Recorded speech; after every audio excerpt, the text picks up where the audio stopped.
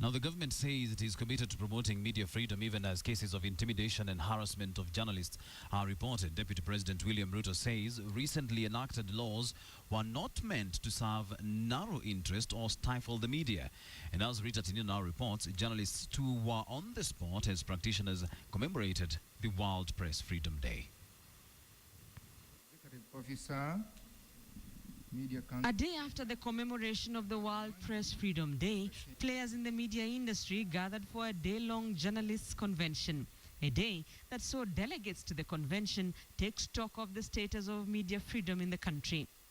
Since the beginning of the year, the Media Council of Kenya has received 15 cases of harassment and intimidation of journalists.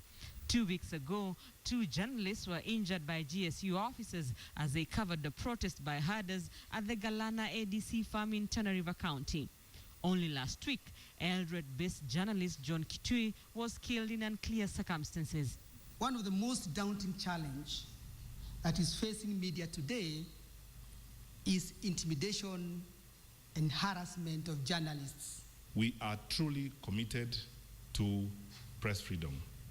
Press freedom in Kenya is our way of life. It is important for Kenya to have a free, independent, professional media.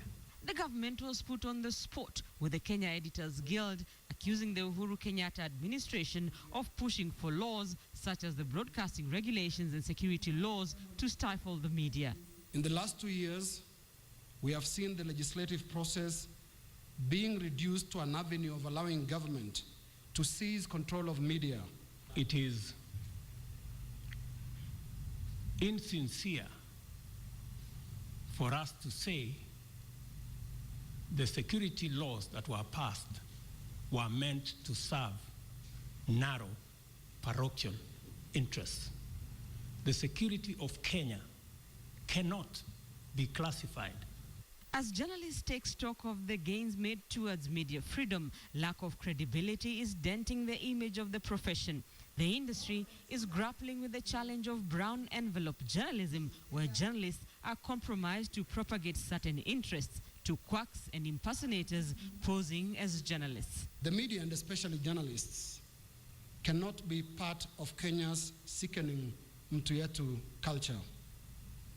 For those who can't resist the urge of partisanship, step out of the industry. To the media, credibility is everything. This credibility is built on the integrity of individual journalists, which essentially boils down to their resistance to brown envelopes. The debate over digital migration was reignited during the convention as delegates delved into the issue of the digital age, its promises, opportunities, and challenges. Rita Tinina, KTN.